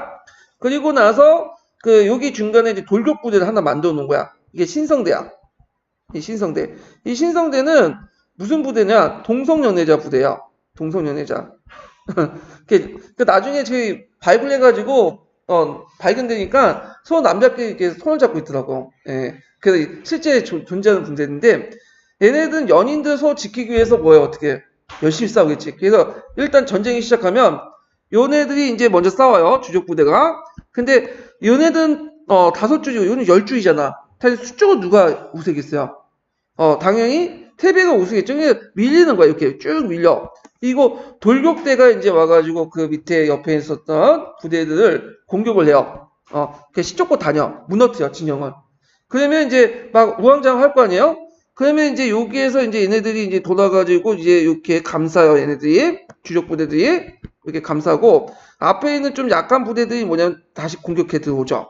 그래서, 뒤에서는 이제 일종의 뭐냐면, 모노 역할을 하는 거야. 이게, 모노 역할이고, 앞에 있는 부대들은 이제 뭐가 되냐면, 해머 역할을 하는 거죠. 그래서 요 부대가 이제 막 내려치고, 이 뒤에 이제 감쌌던 이제 부대들이 어떤 주력군을 감싸가지고 일종의 모노 역할을 갖고 뒤에 받쳐주는 거야. 그럼 얘네들은 뭔가 학살당하는 거죠. 이게 저 전형적인 사성진 전법이야. 그러니까 안쪽에 다 균형 있게 전력을 두는 게 아니라 한쪽에 몰아가지고 한쪽에서 힘을 밀어붙여가지고 한쪽을 깨고 그 한쪽 옆에서 이제 감싼 다음에 그 뒤에 나머지 부대들이 이제 정면을 쳐서 얘네들 앞에서 공격하는 방법이에요. 이 사선진 부대들이 나중에 누가 운용을 하냐. 나중에 그 하니발 있죠. 이 하니발이 이걸 또 운용을 해. 창조적 운용해갖고 이 당시 이제 칸나이 전투에서 그걸 격파를 하죠. 그 노마군을. 그래서 그 당시 이 루쿠트라 전투는 상당히 후대의 이제 전략 전술에 큰 영향을 줬다. 꼭 기억을 해두세요. 예전 좀 다른 식으로 나왔지만 예문에 나와 있어. 이 루쿠트라 전투가. 자, 그래서 이제 있고 펠로폰네스에 진격한 에파네토스는 스파르타의 헤르텔가 되어있던 메세니아를 해방시켰다. 이게 이제 시험문이 나왔죠? 네, 메세니아를 해방시켰다. 그래가지고 그 당시에 헤르텔가 독립된 이제 도시국가를 만들어요. 폴리스를 만들고. 자, 이 메세니아 해방은 스파르타 시민들의 생활 기반을 붕괴시켰던 거고 스파르타 영원히 그 지도적 지위를 상실했다. 근데 이제 스파르타는 그 전부터 조금씩 붕괴돼 나갔어요. 예. 그래갖고 이제 상품화폐 경제가 발달되고 새로운 사상들이 도입되고 하면서 무너지게 돼. 그 오랜 전쟁 동안 스파르타 이제 남자들이 많이 죽고 여자들 남아있는데 거기서 땅 투기하고 그래서 이제 토지 합병하면서 이제 빈부격차도 생기고 그리고 심지어는 이제 군대가 부족하니까 용병도 도입을 하고 막 이렇게. 근데 이와 자세한 관련된 내용은 이제 어디 있냐면 서강에 있어. 서강에 있는데 굳이 이걸 다 볼 필요 없을 것 같아요. 그냥 요 정도만 보고 넘어갈게요. 자, 그래서 이제 스파르타 제시아 패권을 장악한 테베도 지도적 지위가 오래 유지하지 못하였다. 테베는 아테나 같은 역사적 각오나 재력 또는 문명을 갖지 못했으며 에파미노다스가 아테네 스파르타 연합군과 전투에 전사함으로써 또 그 패권이 사라져요. 그래서 이제 페르시아 전쟁 이래에 이제 아테네, 스파르타, 테베 사이의 패권 다툼은 그 누구에도 결정적 승리를 안겨주지 않고 개별적인 폴리스의 자유와 독립을 고수하는 분리주의가 더 강하고 이에 따라 폴리스 상호 간의 대립과 분쟁을 다시 격화시켰다. 자, 그리스의 정치 정세와 혼란과 무정부의 상태에 빠지게 되고 플라톤이나 아리스토텔레스 같은 위대한 철학자들은 타고난 정치적 성찰도 폴리스라는 좁은 한계에서 벗어나지 못했고 기원전 이렇게 이제 그 4세기 그리스는 당면한 현실 정치 혼란을 수습한 구체적 방법을 제시하지 못했다. 자, 그래서 정치적 혼란과 대조적으로 기원전 4세기도 와서 경제는 여전히 발전할 듯이 보였다. 농업의 집약화와 그다음 기술 향상과 생산력 생산이 증대됐고 중소규모의 수많은 수공업 작업장이 성향이 이뤘다. 상업과 무역을 병창했고 특히 그 아테네 올빼미 그 은하를 비롯하여 폴리스마다 주저하는 화폐의 풍부한 유통은 상업과 무역의 발달을 촉진할 뿐만 아니라 금융을 발달시키고 아테네 은행은 오늘날 은행과 비슷한 업무를 했다. 그래서 이제 앞에서 언급했던 페르시아 전쟁, 펠로폰네스 전쟁 등등 정치 혼란에 불구하고 사회 경제적으로 측면으로 볼 땐 뭐냐면 많은 발전을 이루고 있었다라는 걸 이제 보여주고 있죠. 그래서 그 밑에 이제 노예 노동 관련된 내용이 있고요. 그 다음에 이제 기원전 4세기 때 쭉 해가지고 했지만 잠깐 위기에 있었지만 다시 극복하고 뭐 그런 내용들이 쭉 있어요. 근데 이거는 이제 각자 읽어보세요. 여기까지 하면 좀 시간이 많이 걸리니까 넘어갈게요. 자, 그래서 이제 나중에 이제 뒤에 넘어가서 자, 그리하여부터 볼게요. 자, 그리하여 폴리스에 따라서는 사회적 불안이 혁명적 상태로 몰고 오는 경우도 있었다. 특히 이제 그 당시 심한 경우 아니어도 시민들 정치에 무관심했고 공직을 싫어했으며 군역의 기피 현상이 등장해요. 그래서 펠로폰네스 전쟁 말기에 들어가면 스파르타에서도 이제 군대 안 가려고 해. 얘네들도 원래. 그리고 이제 시민단도 줄어들고 그러다 보니까 이제 뭘 쓰냐면 용병대가 나타나요. 용병대가. 그래서 이 용병대가 나타나고 용병에 대한 수요가 날이 갈수록 커졌으며 정치적 혼란과 경제 어려움은 용병 후보자 더 풍부하게 배출돼 있었다. 자, 그래서 이제 일자리가 없다 보니까 먹고 사는 게 뭐야? 이제 용병이죠, 용병. 예. 그래서 이제 그리하여 시민의 중장 보면 경무장은 직업적인 용병으로 대치되었고, 이게 말기 대상이죠. 예, 용병으로 대치됐고, 용병은 페르시아나 적대적인 폴리스에 서슴지 않고 몸을 팔았으며, 그래서 이 그리스 용병이 페르시아에 몸 판 사람들 되게 많아요. 예. 그건 이전부터 있었어요. 후기 때가 아니라 이전부터 어떤 일이 있었냐면, 이 그리스 용병이 용맹하니까 이제 그 당시 용병 많이 팔려나갔거든요. 예전부터. 그래갖고 이제 페르시아 용병 중에 대표적인 게 이제 그 키로스 2세가 있어요. 키로스 2세가. 이 키로스 2세가 이제 그 그리스 용병을 고용해가지고 그 당시 어디를 공격했냐면 저쪽 스키타에 공격하는데 이용을 했어요. 근데 아까 이제 키로스 2세가 싸우다가 어떻게 됐죠? 죽죠. 잡혀서. 그러니까 용병들이 이제 예민한 거야. 이제 스키타에서 어떻게 돼? 계속 있으면 안 되잖아요. 평원에서. 그러니까 이제 안 되겠다 해가지고 어디로 가냐면 저쪽 이제 돌아가가지고 그리스 본토로 이동을 하는데 그 가정을 다룬 이제 기행문 같은 거 쓰고 그래요. 제가 이름을 까먹었는데 하여튼 그리스 용병이 예전부터 용병을 많이 팔려나갔어. 이제 그리스인들이 좀 그냥 굳건하고 그러다 보니까 또 못 사는 사람도 많고 하니까 빈민들도 많고. 자, 하여튼 자, 무산자는 무직자를 비롯한 가난한 민중은 성동 정치가 대마고라고 하죠. 이들이 좋은 활동 대상이 되었다. 그래서 기원전 4세기 때 폴리스는 본래의 시민 공동체의 성격이 점차 상실되고 그 다음에 기원전 5세기 때 확신해서 페르시아 물렸던 그리스가 기원전 4세기 때는 이때 이제 북쪽의 신흥 마케도니아가 등장했죠. 마케도니아에게 어이없이 이제 굴복하는 이제 사태가 되죠. 자, 그럼 마케도니아를 보죠. 마케도니아. 자, 마케도니아는 잠깐 보면 아이고 이게 내가 여기 적어놨나? 없네요. 요거 보면서 이제 얘기할게요. 심화규제는 있는데 여긴 없네. 자, 마케도니아는 그리스 북쪽에 있어요. 그래가지고 오늘날 그 유고슬라비아 연방에 마케도니아 지역이 있었죠. 그래서 지금 독립해서 마케도니아국인데 자기는 이제 알렉산더 후손이라고 하지만 그 종족이 달라요. 지금의 마케도니아하고 예전의 마케도니아는 종족이 달라. 그래서 지금의 마케도니아는 불가리아 쪽으로 해서 불가도 쪽으로 이제 구성되어 있고. 자, 하여튼 그 북쪽의 마케도니아라는 사람인데 원래는 이 사람들은 그 그리스 계통이나 호남 민족 이렇게 이제 보고 있어요. 같은 이제 그리스 계통이야. 그래서 이제 이때 이제 인도 유도부족들이 남하할 때 그때 밑에까지 그리스 반도까지 남하하지 않다가 도중에 마케도니아에서 정착했던 사람들이거든요. 근데 상대적으로 좀 약간 문화적으로 뒤떨어져 있어. 같은 민족이든 불구하고. 그래서 그리스인 눈에서는 이게 헬레네스로 보는 게 아니라 야만이로 봤어. 같은 민족을 보는 게 아니라 다른 민족을 봤어요. 그러나 해안지에 건설된 그리스 이제 수민 도시부터 여러 가지 문화를 받게 되죠. 그래서 원래 이 마케도니아 지역이 부족 단위로 이렇게 분열되어 있었는데 이걸 통합한 사람이 등장하게 돼요. 이 사람이 누구냐면 필립이죠. 필립. 필리포스 2세라고 하죠. 그래서 이제 이 필리포스 2세는 이제 정치 군사적 개혁을 통해서 시족을 기반으로 한 봉고적 왕국을 이제 만들어서 통일 왕국을 만들었고 막강한 상비국을 보유하게 돼요. 마케도니아 왕국을 이제 만들죠. 이 상비국의 핵심은 자유로운 소농 출신의 보병 밀집 부대였고 대귀족 지주들은 왕의 전우로서 중군한 우수한 기병대를 가지고 있었다. 그러니까 밀집 대원과 기병대를 동시에 가지고 있었죠. 근데 그 당시에 그 그리스인들은 뭐예요? 지금 군대 가기 싫어갖고 이제 중장복을 거의 해체되고 용병들이 왔다 갔다 했던 거죠. 자, 필립은 젊었을 때 볼모로 테베에 오랫동안 머물러 있었는데 마치 테베가 패권을 장악하고 있었고 그는 에파미노나스로부터 정치와 전술을 가는 데 많은 걸 배웠고 그리스의 사정을 정통하게 되었다.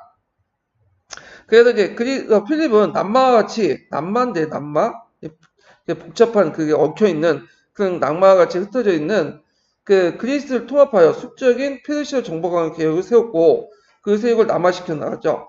그러니까 이제 마케도니아가 이제 군대도 강해지고 통일 왕국이 만들어진 건 남아오니까 그 안에서 이제 두 가지 의견이 있어요. 친마케도니아파와 반마케도니아파로 이렇게 나눠지게 돼요. 그래서 친마케도니아, 반마케도니아파로 나누는데 그때 이제 뭐냐면 그 친마케도니아의 대표적인 사람이 데모스테네스예요. 데모스테네스. 이 사람 이름 외워주시고 그 다음에 여기는 안 나왔지만 반마케도니아파의 대표적인 사람이 이소크라테스가 있어요. 이소크라테스. 예. 이름 외우기 편하죠? 소크라테스 이자만 붙이면 되잖아. 예. 자, 하여튼 둘이 싸워. 예, 거기 중에서 이제 그 데모스테네스 의견은 뭐냐면 그 당시 페르시아 이웃보다는 북방의 마케도니아가 더 위협하다. 그래서 이게 직접적으로 긴박하다 주장하면서 아테네와 테베를 해야시켜 반마케도니아 전선을 형성하다. 그래서 이제 아테네 테베 연합군이 요번에 시험 문제 나온 게 있죠. 케도네아 전투에서 싸우게 되죠. 그렇지만 패하게 돼요. 요번에 이게 시험 문제다. 누가 요걸 나올 줄 꿈에도 알았겠어. 참 이상한 데를 내가지고 완전히 상황 골때리게 만들고 자기도 문제 낸 사람도 제 생각에는 책 보고 냈을 거야. 제 생각에는. 예. 그래서 케도네아 전투에서 이제 크게 패하고 필립이 곡 스파르타 제안 그리스 폴리스 구합하죠. 이게 이제 무슨 동맹? 요번에 또 시험 문제는 코린도 동맹, 헬레네스 동맹이야. 예. 골 때리죠, 이것도. 예. 두 개를 어떻게 해요, 이거, 여기. 그러니까 여기 마친 분들은, 자, 오타쿠 같은 그 기질을 가지고 있는 사람들이 많이 있어요. 전쟁사에 특히 관심 있는. 예. 참, 네, 하여튼 그래요. 근데 이 사람이 이제, 페르시아 원정을 출발하고 했는데, 암살당하죠. 암살 왜 누가 시켰느냐 여러 가지 설이 있는데, 부인이 죽였다는 설이 좀 유력해요. 왜냐면, 그 부인이 예전에 이제 마케도니아 여러 부족들을 정복할 때 그 부족장의 딸을 이제 그 자기 부인으로 삼았거든요. 근데 자기 아버지, 그러니까 그 아버지죠. 그 사람이 이제 필립 2세한테 죽게 되는데 어떻게 죽냐면 머리 잘린 다음에 이걸 해골로 만든 다음에 거기에다 술 마시고 그리고 그 딸은 강제로 이제 강간이죠. 솔직히 성폭행하고 애를 낳게 하고 결혼시킨 거야.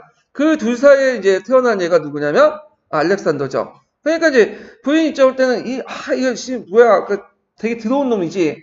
근데 또 자기 아들은 또 아들이니까 이제 어떻게든 아들을 세우려고 얘를 죽였다는 설이 이제 뭐냐면 하다해. 하여튼 그래가지고 약간의 나이로 누구냐면 알렉산더가 대왕이 된 거죠.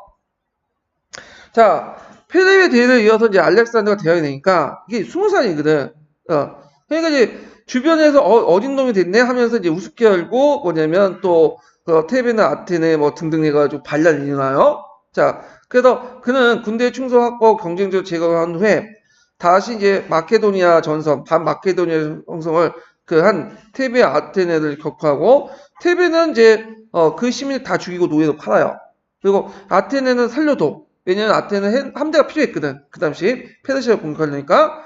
그래서 이제 다시 이제 그리스를 규합해서 페르시아 원정을 나가게 되고 그때부터 그리스 폴리스는 이때부터 정치 생명이 완전히 상실되고 이때부터 그리스 역사는 이제 없어지게 돼. 없어진다는 거는 이제 기록이 안 돼 있는 거지. 이제 중요한 이제 위에서 이제 중요한 지위에서 이제 벗어나게 된 거죠. 네, 중심에서.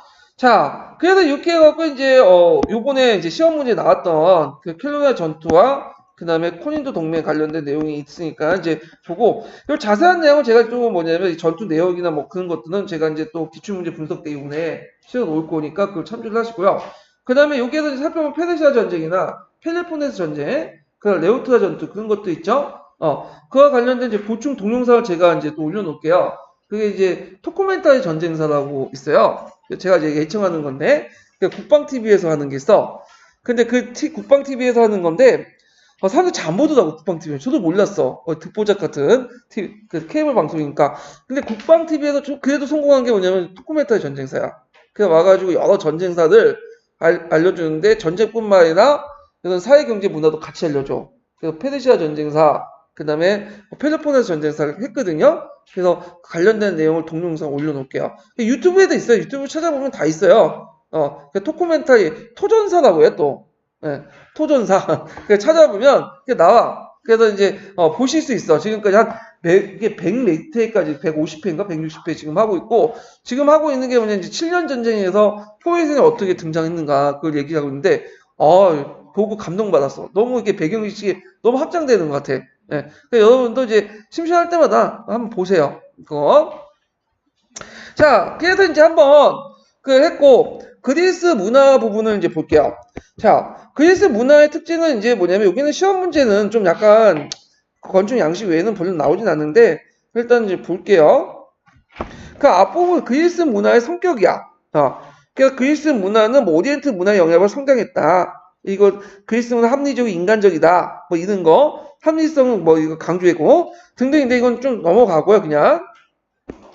그 마지막에 이제 그리스 문화의 특징들이 좀 나와요. 이제 교과서 정도의 내용인데 이것만 좀 기억을 해주시면 되죠.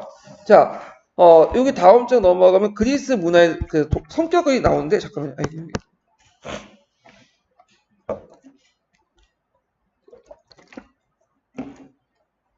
자, 그리스 문화는 독자적인 성격이 무엇인가?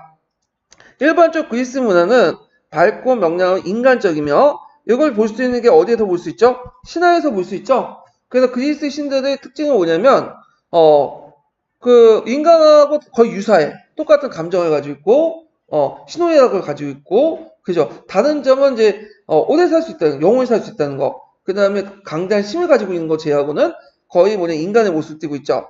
인간적이고 현세적이고 합리적이고 지적이고 균형을 중조한다. 그래서 이 합리적이고 지적인 게 뭐냐면 이 그리스인들이 생각하는 합리성과 우리가 생각하는 합리성은 좀 달라요. 예. 그 당시 그리스인들은 어떤 사고방식을 갖고 있냐. 이게 유럽에 큰 영향을 주는데 이 세계를 뭐와 뭘로 나누면 현상하고 그 다음에 그 현상하고 실제로 나눴어. 실제. 이 세계를 실제. 예. 실제 현상과 실제. 실제하고 실제는 다르다는 거 아시죠? 요거 실제는 뭐야? 상황이 일어난 거야. 실제 상황이 일어났다. 뭐 이게 실제 상황입니다. 지금 비행기가 나왔는데 뭐 와서 피난할 수 이게 실제 상황입니다. 실제고 어떤 상황을 이거 실제는 뭐죠? 존재가 있다는 거예요. 존재가 있다. 그러니까 여기에선 실제는 요때 뭐가 존재가 있냐? 어떤 이 현상을 움직이는 어떤 뭐가 있다는 거예요. 어떤 원칙과 원리가 있다는 거야. 이걸 이제 실제라고 하는 거야. 그래서 그리스인들은 눈에 보이는 현상, 오감을 통해서 눈에 보이는 현상들을 가변적이라 생각해. 이 사람들은 이거는 가변적이고 근본적인 게 아니야. 이거는 뭐가 근본적이냐? 눈에 보이지 않지만 그 눈에 보이지 않는 것들을 움직이는 원동력이 있다고요. 그게 이 원동력이 실제로 존재하는. 그러니까 현상이 실제가 존재하는 게 아니라 여기가 본질적인 것들이 존재한다고 해. 이게 실제야. 요 자체가 현상을 움직이는 어떤 원동력 이런 것들을 존재한다고 생각해요. 원인, 근본적인 어떤 법칙 이런 것들이 존재한다는데 법칙이 존재하는 게 실제인데 이 실제는 있냐 이렇게 구성이 돼요. 그리고 이 현상을 움직이는 실제가 하나가 있으면 뭐가 되죠? 이론론이 되는 거고 그 다음에 두 개가 있으면 뭐가 이론론이 되는 거고 세 개 이상이 되면 뭐야? 다원론이 되죠. 그래서 이제 예전에 자연과학 철학자들은 현상을 눈에 보이는 현상을 뭐 물이다, 불이다 이렇게 하잖아. 이거 다 실제라는 거야. 근본적인 게 뭐냐 이런 것들인데 자 예술도 마찬가지고 철학도 마찬가지 예술도 마찬가지야. 자 그리스인들 눈에 보이는 것들은 안 믿어. 얘네들은 눈에 보이는 이제 어떤 아름다움보다는 어떤 주관적 아름다움보다는 자신이 생각한 보편적 이상미를 강조해요. 그래서 예를 들어 이제 우리가 보면 눈에 보이는 저희 선남 선녀들은 그렇게 뭐냐면 그 연예인처럼 생기지 않았잖아요. 예. 근데 TV에 보면 연예인처럼 생긴 사람들이 많죠. 그러니까 이상적인 사람들이야, 그 사람. 근데 항상 그 눈에 보이는 사람보다는 항상 연예인들만 찾는 거야. 그래서 그리스인들 조각상들 보면 조화와 균형의 미가 딱 적혀 있어요. 그게 딱 자신 생각하는 이상적인 미를 해갖고 이렇게 균형을 맞춰가지고 했던 거죠. 그리고 조각도 항상 보면 기둥하고 여기 뭐냐면 지붕의 크기가 되게 이게 1.4고 이게 1이에요. 이게 맞춰져 있어. 그러니까 기둥과 이게 뭐냐면 그 지붕의 비율이 1.4대 1 이렇게 구성이 됐어요. 그리고 얘네들은 또 눈에 보이는 것보다 보편적으로 눈에 보이지 않는 것들을 찾기 때문에 항상 뭘 강조해? 수학을 강조해. 수학은 어느 시대나 다 보편적으로 적용되는 거죠. 예. 그래서 대개 보면 그 플라톤이라든지 아리스토텔레스 그다음에 소크라테스는 요 눈에 보이는 것보다는 눈에 보이지 않지만 그 눈에 보이는 거 움직이는 어떤 보편적 법칙을 찾으라고 그러죠. 그래갖고 이제 플라톤 같은 경우에는 뭐 이데아론, 그 다음에 이제 아리스토텔레스 현상과 진로 이런 것들 찾아라. 그래서 이런 것들을 이제 찾는다. 그리고 이렇게 이제 이런 현상과 그 현상에 깔려있는 실제를 찾는 그 노력 자체, 그걸 이제 후대 역사학자, 그러니까 철학자들이 영향을 줘요. 서양의 철학자들은. 그래서 이걸 꼭 기억을 해두시고 이제 나면 공부를 하실 때 좀 도움이 될 것 같아요. 그래서 우리가 알고 있는 실제론이나 명목론이나 이런 것도 다 여기에 나온 거야. 예? 이런 것들 좀 보시면 되고. 자, 뭐 이렇게 하고 이제 다시 얘기하면, 자, 이러한 특징은 그리스 문화에서 가장 중요한 성격을 지적하고 있음을 틀림없으나 이것들만이 그리스 문화의 전부라고 생각하면 잠못이다. 뭐 밑에 거는 근데 이제 뭐 러셀의 개인적 의견이니까 쭉 보시면 되고요. 그 다음에 이제 아폴로와 디오니소스는 한번 각자 보셔야 해요. 이거는까지 설명하면 좀 그러니까 넘어가고 뭐 여러 가지 신앙 형태가 있었고, 그 다음에 이제 그 밑에 신앙들이 쭉 있는데 한번 쭉 읽어보시면 될 것 같아요. 거기 잠깐 눈여볼 게 이제 뭐냐면 디오니소스라는 사람 있죠. 디오니소스. 얘들 수레 신이야. 바카스라고 하죠. 로마 명어로는 바카스. 그래서 이게 디오니소스 축제가 상당히 뭐냐면 민중 축제였는지 뭐냐면 유행했나 봐요. 그래서 원래 디오니소스는 원래 트라케아 지방의 신이었으나 그리스에 전해지고 곧 소아시아 이탈리아에 전해졌다. 신화에 의하면 디오니소스는 젊어서 대지의 아모케의 신에 의해서 갈기갈기 찢어졌다가 재생되었고, 그렇기 때문에 디오니소스는 신자는 내세의 재산과 영원한 삶을 믿었다. 그래서 신자들은 반중의 산속에서 디오니소스 제사를 경영했다. 이때 제사를 지낼 때 이제 뭘 하냐면 비극 같은 거 있죠. 영국이 발달한 게 제사를 할 때 제사만 끝나는 게 아니라 영국도 같이 해요. 비극 같은 이런 문학 장르들이 발달됐죠. 그래서 포도를 마시고 춤을 추고 합창을 하면서 제사를 고제될 때는 곡물로 바쳤던 짐승을 찢어 날려먹고 그 피를 엽기적이네요. 그러니까 제가 보니까 포도를 섞어 마셨다. 그래서 이제 이 디오니소스의 축제가 그 당시에 되게 유행을 했고 이걸 국가 제사로 만든 사람이 누구예요? 그 사람이 이제 아까 언급했던 그 페이스토트라토스죠. 네. 그러니까 예전에 기출문이 나왔던 거니까 좀 기억을 해두시고요.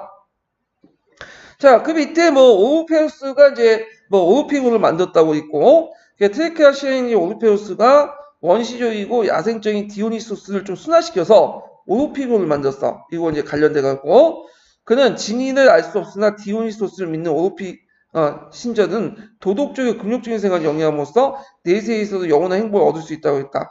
그 앞에 디오니소스 축제하고 좀 다르죠. 좀 약간 이제 뭐냐면 외형적이고 쾌락적인 것보다는 정신적 안정 이런 것들을 추구했다고 볼 수가 있죠. 오르피교는 이제 그리스교부터 널리 신민주에 펴졌으며 특히 남부 이탈리아와 시칠리아 확고한 뿌리가 내렸다. 왜 그러겠어요? 남부 이탈리아 시칠리아 지역에 그리스 시민 도시들이 많아요.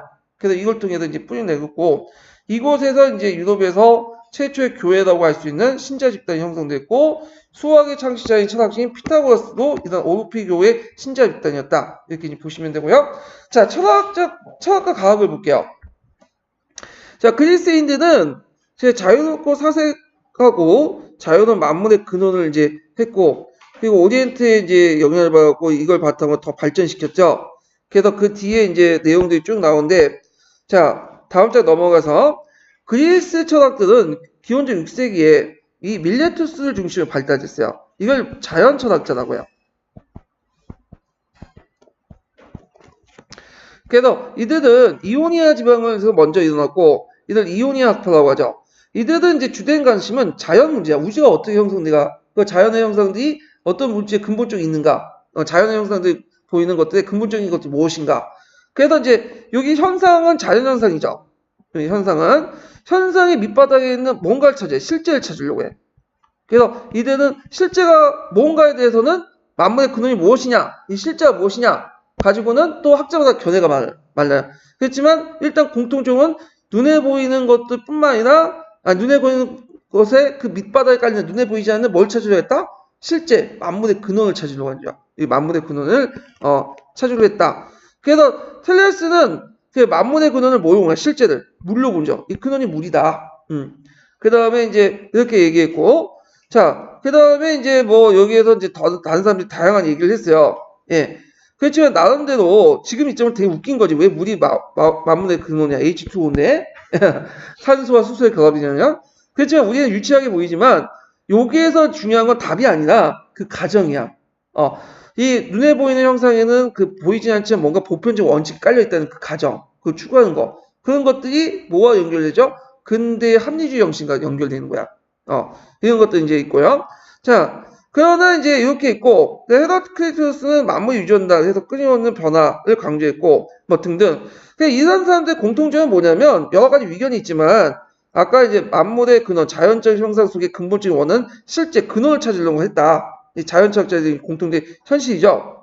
자, 그런데 이제 다음 장 쭉 넘어가서, 이거 각자 읽어보세요. 지금 시간 때문에 이제 건너뛸게요. 그런데 이 자연의 문제를 인간의 세계로 전환하는 사람이 있어요. 이 사람이 누구냐면 소피스트예요. 소피스트.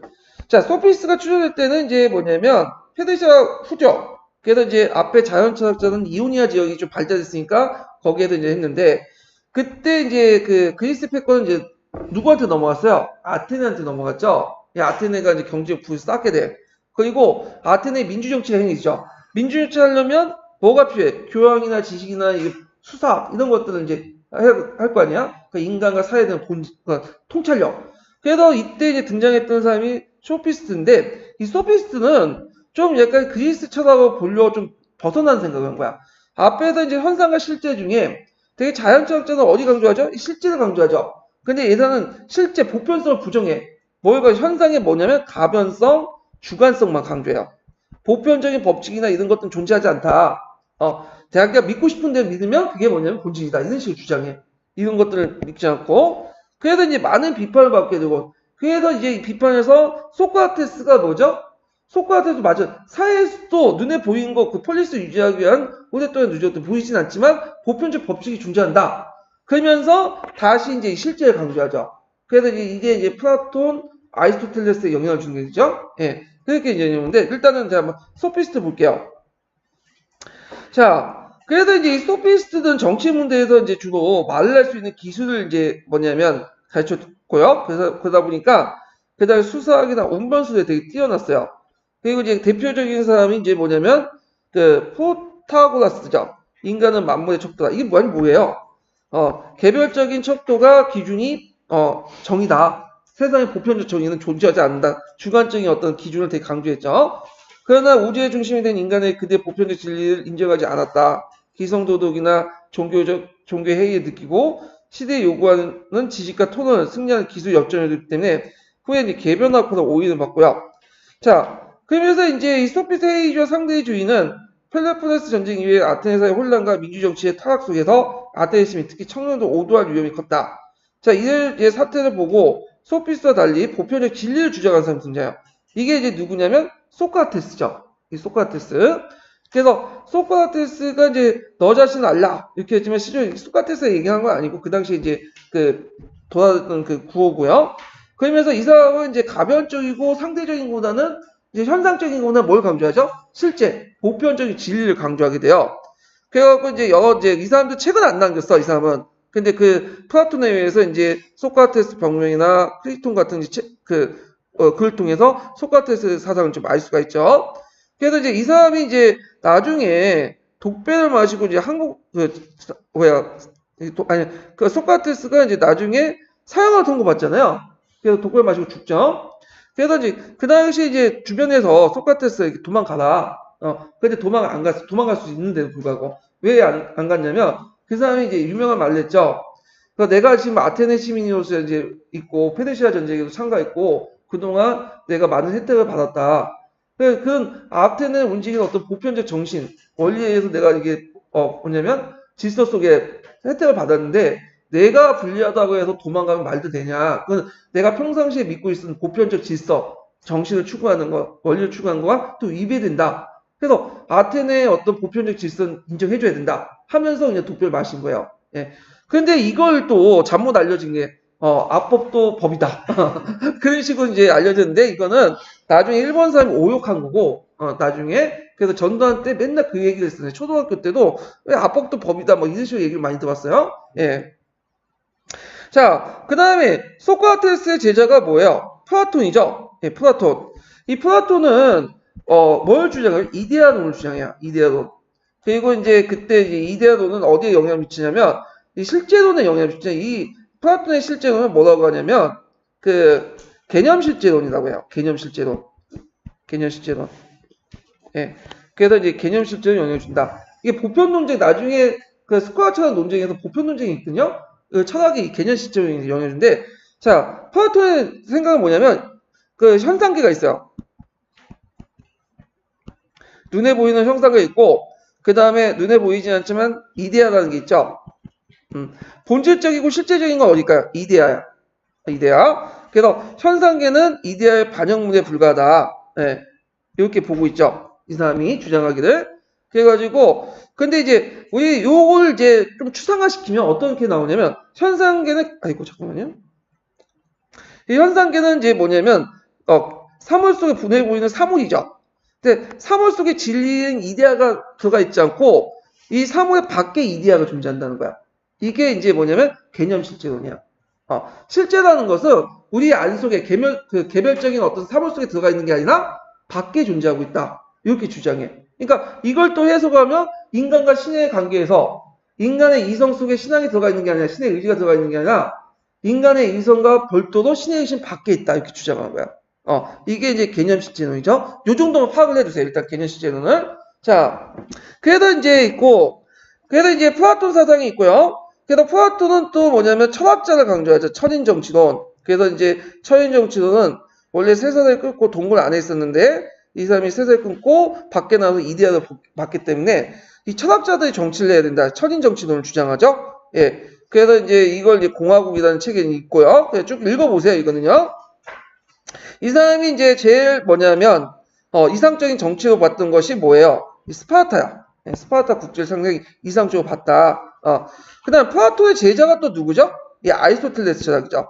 이 아리스토텔레스 철학은 두 가지의 영향을 줘요. 유명론하고 이걸 명명론이라고 하죠. 그래서 유명론과 명명론은 개별성을 강조하죠. 그래서 이제 추상적인 실제는 존재하지 않고 뭐죠? 추상적 실제를 좋아했고 단순히 추상적인 명사는 집합의 합에 불과하다. 이게 이제 유명론이에요. 그래서 개별적인 어떤 사실들을 강조하는데 자세한 건 제가 나중에 거기 그 보편 논쟁할 때 또 얘기해 드릴게요. 이거는 간단히 소개만 해드리고 그 다음에 또 해석이 어렵다 실제론을 이제 주장해. 근데 아리스토텔레스가 주장하는 실제론은 그 플라톤이 주장하는 개념 실제론이 아니라요. 이거는 이제 뭐라고 하냐면 철학에서는 온건 실제론이라고 해 또. 얘네들은 온건 실제론. 그래서 이 사람은 이제 여러분들 윤리 시간에 배웠을 때 현상과 진료로 이 세계를 구분하죠. 형상과 진료. 그래갖고 현상과 진료를 구분하는데 형상이라는 것은 가능태예요. 아니요. 현상이라는 것은 이제 말로 이게 본질이고 이 본질의 입각에서 만들어진 뭐냐면 형상에서 이 본질을 통해서 만들어진 어떤 눈에 보이는 구체적인 실물들이 현상이야. 근데 이 현상과 진료는 서로 간에 어떤 상하관계가 있어. 그래서 예를 들어 갖고 만약에 나무가 있어요. 나무가 있는데 나무는 이제 뭐냐면 일종의 숲하고 관련돼서 볼 때는 뭐가 되는 거야? 나무는 진로가 되는 거죠. 진로가. 그래서 진로가 있고 숲이 이제 뭐냐면 진로가 이제 점점 커져가지고 숲을 이루죠. 이게 형상이 되는 거야. 그러면 숲하고 자연의 관계를 볼 때는 숲은 뭐가 되겠어? 진로가 되고 그 다음에 자연은 뭐가 되는 거죠? 이 숲을 이뤄서 만들어진 형상이 되는 거죠. 그리고 자연과 우주의 관계에서 볼 때도 자연은 이제 뭐야? 진로가 되는 거고 그 다음에 이걸 매개로 해갖고 뭐가 만들어지고 우주라는 현상을 만들어진 거죠. 그래서 이게 순수 진로에서 그 순수 현상까지 이렇게 발전해 나가는 거야. 이런 것들 이제 뭐냐면 그 아리스토텔레스 철학인데 여기에서 볼 때 현상이나 진로는 내 마음속에 뭐가 있는 거야? 현상과 진로가 같이 있다는 거야. 그러니까 이데아처럼 이렇게 분리되어 있는 게 아니라 바깥에 있는 게 아니라 그 본질적인 실체는 현상과 진로고 현상과 진로는 다 내 마음속에 내재되어 있는 거야. 그러면 이걸 신과 인간의 관계에서 설명하면 자 신의 의지는 인간의 의지에 내재되어 있는 거죠. 밖에 있는 게 아니라 그러면서 주장한 것이 온건 실제론이에요. 이 정도만 이해를 해주세요. 그래서 이런 개념 실제론, 온건 실제론, 그 다음에 명목론 이런 내용들이 나중에 보편 논쟁 있죠. 보편 논쟁 영향을 주고 그 다음에 자양각 철학적인 어떤 사고방식도 영향을 줘요. 이런 것들 이제 기억을 해두시면 되고 그래서 요 관련된 내용들이 쭉 있어요. 그래서 보시면 되고 실제론에 영향을 준다. 실제론. 요때 실제론은 개념 실제론이 아니라 무슨 실제론? 온건 실제론. 예. 그래서 플라톤이 주장한 것은 개념 실제론. 예, 이렇게 이제 보시면 돼요. 자, 그리고 아리스토텔레스는 그 철학뿐만 아니라 이 사람이 뭐 윤리학도 관심이 있고 자연사도 관심이 있고 해갖고 다양한 부분에 관심이 있어. 그래서 이제 자연과학 이런 것들이 영향을 줘요. 또 이런 것들이 그래갖고 이제 있고 아리스토텔레스의 그 제자가 누구죠? 제자가 알렉산더죠. 네. 그래서 이제 사승관계가 있는 거예요.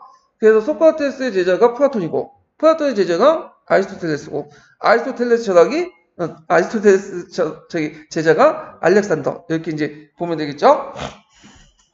자, 그래서 아리스토텔레스는 특히 자연사 분야에서 실용적이고 이제 경험적인 방법을 사용하고 있었고 개별적인 사실을 되게 강조해요. 그래서 아리스토텔레스는 또 뭐에 영향을 준다? 해석연했던 명목론, 유명론에도 영향을 줘요. 개별적인 사실을 강조하는. 그래서 이제 그는 모든 자료를 면밀하게 수집하여 158개의 폴리스 국제를 연구했으며 그 중에 아테네 국제만 선정하고 있다. 그리고 그의 유명한 정치학은 역시 이상국가를 논의하고 1인 지배, 소수 지배, 다수 지배 같은 다양한 정책을 구분하고 그것의 선악의 형태를 논했다. 그래서 군주주의와 참주정치, 뭐 귀족적 가도정치, 민주정치와 민주지배 등 객관적으로 예리하게 분석을 검토하고 있었다. 자, 이렇게 있고요. 그 다음에 이제 그리스는 경험적이고 합리적인 탐구 정신, 오리엔트 특히 이집트 미술을 의학적 수준에서 발전시켰는데 대표적인 사람이 히포크라테스죠. 많이 들어봤죠? 이 사람은. 그래서 이 사람은 그 오리엔트 마술적이고 그 다음에 주술적 요소를 배제하고 질병을 정확하고 객관적인 임상에 입각해서 했고 그리고 우리가 이제 그 할 때 히포크라테스 선서가 되게 유명하잖아요. 예, 그런 것들 이제 보시면 되고 이거 역사도 있고 문학도 있고 막 되게 많네. 예, 오늘 여기까지 할게요. 제가 이것도 좀 역사 부분은 설명을 좀 많이 해야 되거든요. 예, 이 부분은 하고 그래서 여기 갖고 다음 시간에 그리스 나머지 하고 넘어갈게요. 예, 오늘 수고하셨습니다. 감사합니다.